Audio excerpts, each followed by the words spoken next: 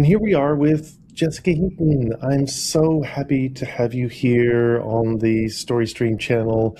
You are such a wonderful person, and we've got so many things to cover. Let me start with who you are. You have a PhD in educational leadership. Your dissertation, I think, was on sustainable organizational systems and creating structures for diversity and inclusion and social justice. I also know that you're a novelist, you're a mom, so lots of things to uncover here. Can you tell us how you got to be a novelist and what that journey looked like? My background is in education, and my work there has largely been around cultivating and sustaining systems for inclusion and justice. My writing was always purely academic. And then, having gone through some really significant life changes, I found myself starting to write about them as an outlet. Before long, I discovered that what I was actually writing was a memoir. And so Hmm. that ended up being a really profoundly empowering experience to go back and look at my life and come to understand what I had been through and where I wanted to go. I actually am a voracious reader. I've always been just obsessed with disappearing into a great story. And actually, growing up, my mom started writing when I was, in my late adolescence, early teens. And she went on to become a pretty successful romance writer herself. But I was just going through this crisis of self identity and happened to be visiting a friend and was getting ready to go for the day there, and happened to be in the shower when the opening lines just started to pool into my head. And so I jumped out and pulled out my laptop and started writing. And that began just this epic writing binge that lasted at that point probably for over a week. And then it was just really uncontainable. It just kept coming. I continued to plug away at it for the better part of another 6 months and was, as I said, in this point of crisis. And so I had a lot of time in my hands as my world was changing whenever I could fit it in around the clock. I didn't have an outline. I did not have a sense of where I was headed with the story. It really truly just started as me writing to process what I had experienced. I would work on a page or 2 pages or 3 pages or a chapter in a day. And then when I would begin my work the next day, I would go back and read what I had written previously. But that helped me to ensure that I was maintaining my voice, maintaining the rhythm, really building on the emotional beats. I really wrestled with what a disaster I was and what a mess, leaning on people more than probably any one person could manage. And yet these incredible women in my life and men just kept showing up for me. And I will say, I wrestled with some shame. And I think the only way that I could really wrestle with it was to be self deprecating and to be really clear with everybody that it was not lost on me what I had not just put myself through, but put all of these really incredible friends through. So, I guess switching gears a bit, folks might not know that you helped with the first version of StoryStream, which is our developmental AI editor. And before we go into your experience with that, I wanted to know, what is your experience with editors in general? What was that process like for you in your book? So I just poured out this first draft of this memoir and was really excited about it, but also recognized that it really was going to need some shaping and some work to be ready to go out into the world. And I was fortunate through some Christmas gifts and birthday gifts and some savings to be able to put together the money to hire a professional editor. And it took almost 2 months for me to get feedback. And when it did come in, it was about a page, and what was there was really helpful. It hit 3 significant things that I needed to go back and refine and polish to be publication ready. I realized at the same time I was left with a lot of questions. Well, what does this mean? Am I doing this right? It's a multi-step process. But going back and paying for a line edit was not in my budget, not something I could afford. And then I remember that, we were having a conversation one day, and I had said, hey, I'm working on this piece of software. And then you had an editorial feedback come back that same week. And I think I remember saying to you, like, hey, do you want to throw your novel into my software? Do you remember that? Like, what was that like for you when you first got the feedback from my software? Well, it was really profound because the big glaring issues that the professional editor had found were exactly what StoryStream found. And I can remember sitting down and looking at the two reports with you and just both of us being kind of amazed that there was so much overlap between them. And I have to say that was a moment where I thought, oh, wow, there's really something here, because what you've created is providing the same quality of feedback that I was able to get from a well-established, very successful editor in the field.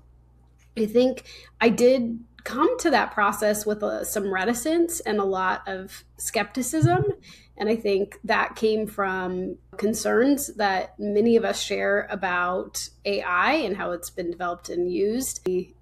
Pleased with that first run through that there was an awareness about what my unique voice was, what it meant that I was a woman who was writing this story, and that the feedback had a real, I think, awareness of that. But that became a place of ongoing conversation for you and a lot of work following that to further refine that. So you raised so many good points there. I want to draw some of them out because we're really in a moment with AI. I think one of them is this idea that the data set that AI uses is kind of opaque, but because the internet of data that it's been trained on is predominantly American, it's predominantly maybe male, it's predominantly white. What do you think about AI in terms of its ability to actually be a voice for the non-norm, the diverse voices or people who are outside the bell curve? So I think, folks of color have been really vocal for a long time about the internet at large being designed, developed without their voices or experiences centered. When we see this over and over again with technology, when you look at face recognition technology, the practice was that it was largely trained on white faces and that it is really lousy at detecting the differences in black faces or brown faces. And so I think with any new technology, what we know is if the power structure is unchecked, unquestioned, what it is going to produce is a tool that reflects the experience of the dominant group and that centers the well-being and power of folks in the dominant group. So we know there's concerns about how the technology was developed. For creatives, we know that the folks who were building it out reflected a really narrow set of identities, and that those identities are then privileged and baked into that system. So to shrug our shoulders, I think, would be a mistake. And I think the question becomes, well, what does it look like to stand up and start to make some demands about how this technology is further developed, how it's deployed, how it's utilized? And so I think what you and I started to talk about was, well, I can't control the government. I cannot control Anthropic, but we could sit here and start to think about this tool. What could we build into it that would reflect our values and reflect our desire to be a part of shaping technology that uplifts creatives and uplifts historically marginalized groups, recognizing that we can't fix it all, but what is in our power and control and what could we do? And so that's a conversation that we started, and there's some, I think, solid work we've done around that. There's this fear, I think, that a lot of people have that if they do storytelling with anything but the kind of white male norm, then that any advice that they get from an AI tool is going to steer them towards this sort of mode where their voice is kind of flattened out. And I think what you and I, after multiple sort of experimentations, and what you realize is that, yes, if you don't do anything and you get advice from the AI, it will probably give you a normative view of your character, your storytelling, your pacing, and it'll default to what is most popular. But the other data is in there.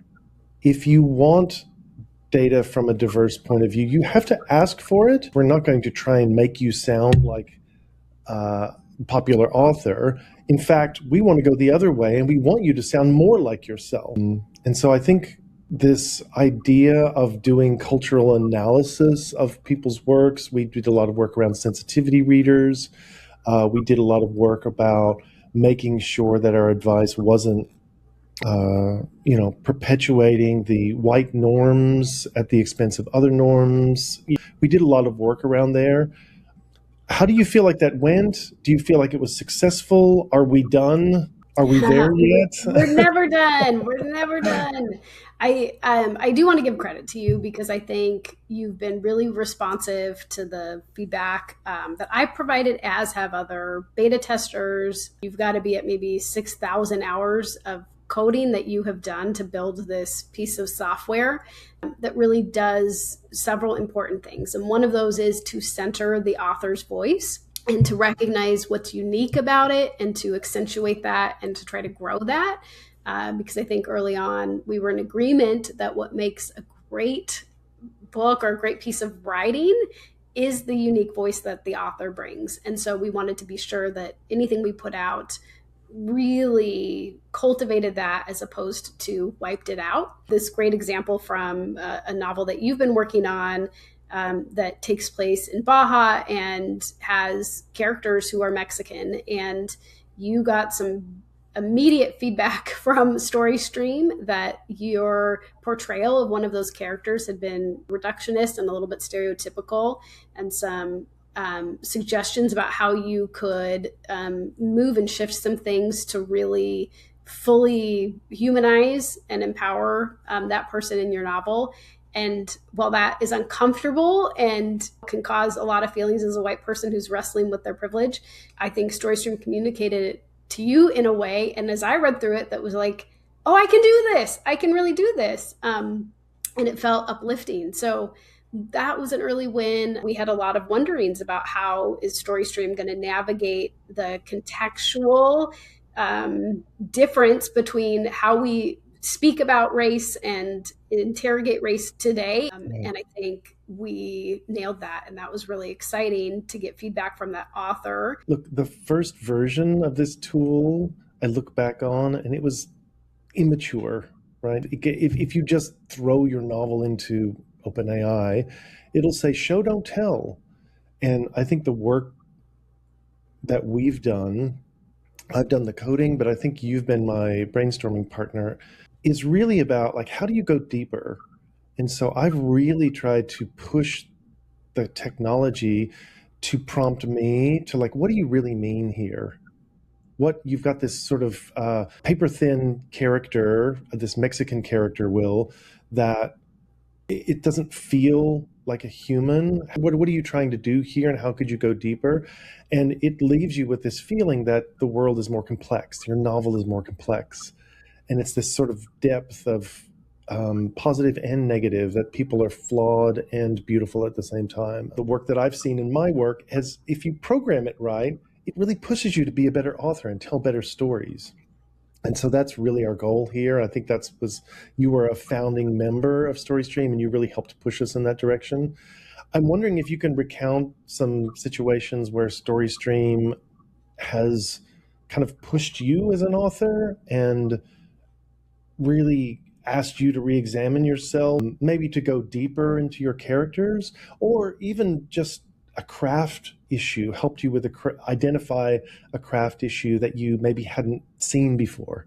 I think two really powerful ways in that StoryStream has pushed me to improve my craft are, well, one of them was really showing me this thread of where I shied away from some of the deeper vulnerability and the emotions that would really, at the end of the day, support the theme and the evolution of myself that I was trying to communicate. And this was not something that I got from the professional editor. And again, I think she probably would have gotten there if I could have afforded to continue to work with her over Right. time. But what StoryStream did was really make it clear that my theme was not clear and that Mm. I was juggling a couple of different threads and not really going as deep where I needed to go deep. And so it was able to show me that at large and in specific chapters and scenes where I needed to strengthen and really prune and then strengthen this one thread. And so I credit StoryStream, which with really helping me to bring my theme and the emotional arc of the story into clarity and into prominence. So that was really powerful. I think the other place where StoryStream has been really helpful has been there's a real balance as you're writing a memoir with sharing your story. It's not a world filled with characters whose different perspectives that you're juggling between, because it's my story. It's not these other folks who I'm interacting with their stories. And so I think I, on a first swipe, really did a lot more telling than inviting the reader into what I was experiencing more viscerally, more physically, more emotionally. Um, and, this did really just begin as me as a journal almost of writing through, here's what I've been through. But StoryStream helped me go back and rethink about that as what a reader would experience and what would be more compelling. And so that enabled me to make shifts across the course of my memoir that I think really strengthen the emotional resonance of it. So um, I would say those two examples really stand out. Well, here we're coming up to the end of our interview. I have to say a massive thank you because you are such a wonderful writer. You're such a deep thinker. You come to the work, and especially the work of StoryStream and doing novel editing with such a heart and a authenticity and a vulnerability, and just a doggedly advocating for other people, other diverse voices, non-norming. So it's just, I want to say a big thank you on camera for all of the work that you did in the first part of StoryStream. We probably wouldn't be here without you in many, many ways that I can't explain. I wanted to like maybe end with a question about the future. Are you optimistic about where software, AI, is going in terms of storytelling, in terms of helping creatives? Are you nervous about it? Are you a mix of both? Tell me, how do you feel about the next year or two? I look at that and I think we would be foolish not to enter this period of rapid technological change without paying credence to our ancestors. This sounds really pessimistic, but I'd like to consider myself a realist who's acknowledging that there are absolutely negative impacts of this technology in our lives. And I say all of that not to end this on oh my God, let's, crawl into bed and never come out, but to think about also what are the lessons that we can take from history that we can use to shift what is happening today in a way that serves the masses, that serves, you and I talk about, again, we have this little slice of influence in this little area. And what does it look like as creatives and writers to try to engage in ways that empower our community? And so we've talked really explicitly, we want this to be a tool that is accessible to the vast majority of independent emerging authors who will not have the $2,000 to get a one-time one page developmental edit of their story. We want this to be something that's a radical economic tool for the masses so that more people can get the very best version of their story out. and folks who are economically marginalized, who are, historically racially marginalized. We talk about gender identity and queer voices, and who are all of the folks who just don't have access to the current power system of the publishing industry. And so I And so their think stories don't get heard. their stories don't get heard. And we've seen shifts, and there are small publishers out there working to elevate voices within their own communities, and that's powerful. For anybody who's a user of StoryStream or who's a critic, to know that we welcome feedback about what it looks like for us to be a part of something positive in this moment of history versus a colluder or an exploiter, because I think we have a lot of blind spots. I'm absolutely positive about that. So I would say I have a lot of concerns, but a belief in the power of the collective. And so please be a part of our collective. Come and let us know what we can shift or do differently that keeps us aligned to our vision and our values, which is, to be a part of the resistance. I love that answer. I want to ask you one follow-up question about that. You perhaps this is a segue to your talk that's coming up soon, and maybe we can put some details kind of on screen here when we know the idea that the course and the trajectory of the technology is out of our control. I think that might be worth questioning because you mentioned collective action. I think as creatives, as citizens, if we did get together and demand that we like AI, it's a very good technology. It's surprisingly fantastic technology. But if it was developed in such a way that was equitable, that didn't highlight or that didn't tend towards I can't speak right now. You raise a really good point about the pessimism of the future doesn't necessarily need to stop because we can have collective action. And so the trajectory of AI doesn't need to be whatever the companies tell us. We can get together and create a movement for ethical AI. And what does that look like? How do we center diverse voices? How do we make sure that the data that's fed into AI is attributed and people are, paid and cited for their work and not having their data stolen? And so I'm an optimist about AI, not because I think today's AI is perfect, but I believe that it's a really profound technology for our species. We're in a moment right now.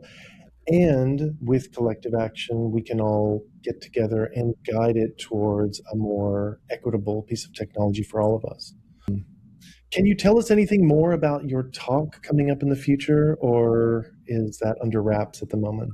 Well, I think I can share a little bit. It's in development, but I think there's probably a few details I can share. So we're really excited to be joining ScribFest 2026 here in Seattle, which is, I guess, a conference, but also a festival and a celebration of performance writers. And so it brings together folks who are playwrights, comedians, podcasters, poets, anybody who writes for performance, and as an opportunity to learn and grow and celebrate the art of performance writing. And you might think, well, wait, StoryStream is for novelists. Yeah. But what we were really excited about is that conference organizers were interested in starting a community conversation around AI, and we are partnering to both host a panel. Excuse me. We're partnering to host a panel. We're really excited about our first guest, Shankar Narayan, who is the former Washington State ACLU director of the Technology and Liberty Project. and who's a leading voice in Washington State around technology advocacy for the betterment of humanity. He's a really incredible scholar, legal advocate, and expert on technology, AI. And so he'll be a part of this panel. So we'll be discussing what really are the challenges we have to be aware of as a writing community when it comes to AI, and then really starting to talk through, well, what does it then look like to move from an awareness of those very legitimate fears and concerns to being the drivers, movers of the future that we want to build around AI. And I think he has some really excellent experience with what are those real levers that we can pull collectively, and some suggestions and ideas about that. He teaches a virtual class online and continues to talk and lecture around the country. And so he's a great resource to learn more. But he'll be joining us. And then we're very excited. We'll have a panel on the first day. And on the second day, we're going to invite participants to be part of developing a manifesto of sorts to outline our vision and our dream and our demands for a future where AI is really a tool that supports diverse people as opposed to a tool that upholds existing power structures. So more to come, but if you're interested in being a part of that, definitely recommend buying a ticket to ScribFest 2026 here in Seattle, the weekend of June 20th. I love that. I will link the link in the description. And I love that we're optimistic in the way that we're not broad brushing the strokes. We're not sweeping all the issues under the carpet, but we're also optimistic about what it can be if we have collective action together. So, Jessica Heaton, thank you so much for joining us. Thank you, Will Fraser. It was wonderful to be here and to get to talk all about StoryStream. I'm just really excited for what's to come.